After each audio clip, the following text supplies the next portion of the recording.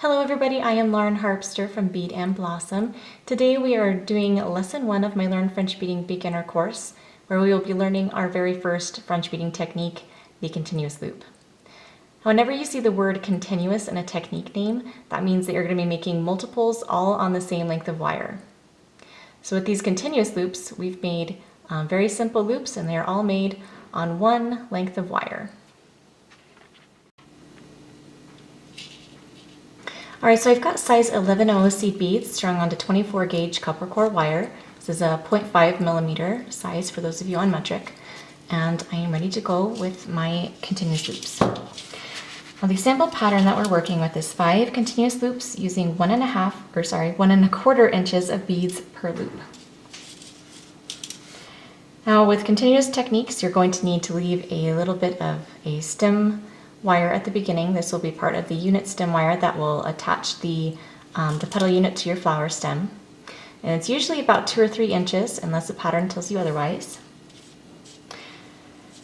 So we're going to hold that length of wire down below, and then we're going to measure out the beads for our first loop, which is 1.25 inches. And then we're going to fold those beads in half. Match up the ends and hold them tight together between your thumb and forefinger, just to make sure that no gaps form between any of your beads. And then we're going to twist the 2 wires below by grabbing the loop, and 1, 2, 3. And you'll have a little stem of twisted wire below. You don't need to twist down any further than this. In fact, I recommend that you do not. What that's going to do if you have a longer stem here is it's going to push this petal further away from whatever's in your flower center, and you'll have more exposed wires. Or in a flower where they're kind of standing vertically, it's going to push them taller than they need to be. So just 2 or 3 twists down below, no more than that. Alright, now this is a continuous technique, so we're going to continue making more loops all on the same wire. We're going to measure out another 1.25 inches of beads. And we need to leave a small space in our wire in front of the loop. It's about 3/16 of an inch. You can play with that measurement a little bit as you practice more, but that gives you enough space to make a few twists and then have a little bit left over. So you're going to pinch and hold those beads in place so that your wire doesn't shrink below, and then fold your beads in half and match them up right at the bottom.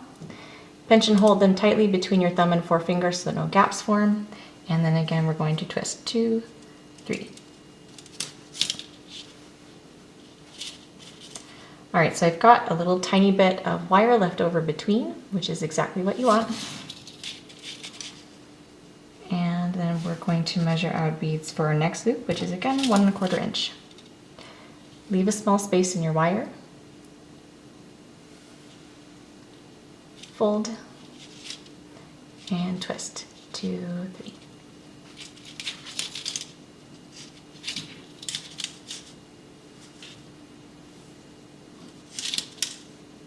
Small space.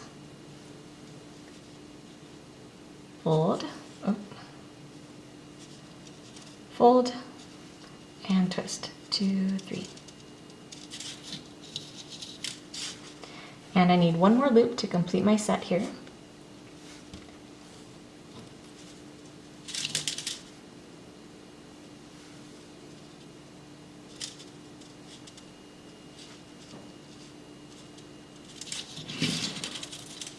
Alright, so I've just completed 5 continuous loops using 1.25 inches of beads, and most of the time you're going to close continuous units into a little circle. We're kind of in a straight little line right now.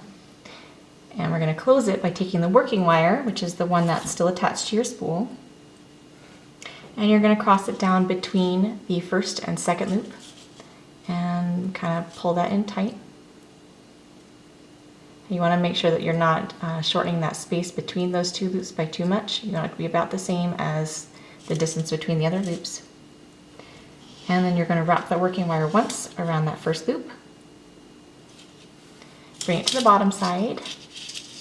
And then you can twist the starting tail wire in with the working wire. 1. And you don't need to twist down very far. About an inch is what I usually do. but you do want a little bit of wire down below. So we're going to cut from the spool, and I'm going to go ahead and move that loop as well.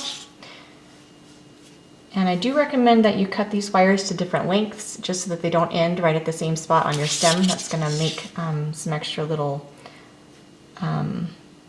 notches in the side of your stem that you don't want.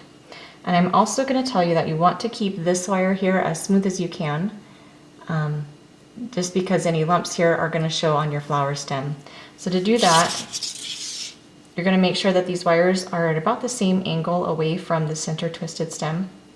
And you're going to apply even pressure on both wires while you twist. All right, and there we have the continuous loop technique.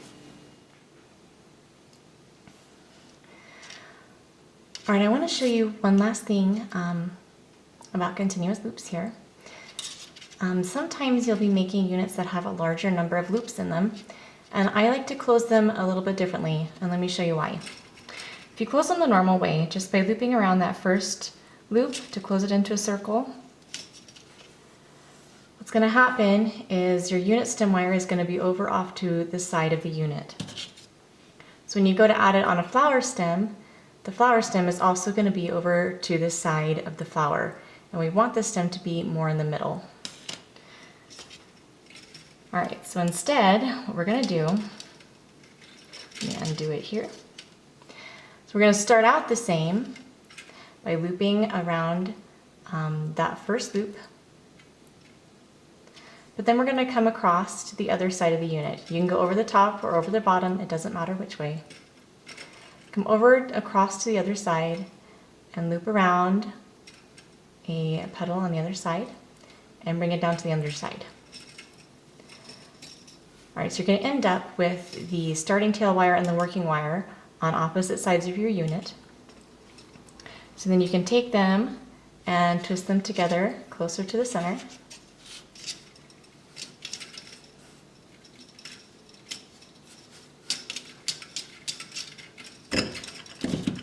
And then cut from your spool. So you'll end up with something that looks like this. And then when you go to put it on your flower stem, it'll be right there in the middle with the flower stem, so you can center the unit on the stem. Now you won't always have to recenter your wire. If you're ever in doubt, then just wait until you're assembling your flower, and then you can kind of test the piece on the stem wire and see if it's in a good position to be centered, and if not, then recenter that wire.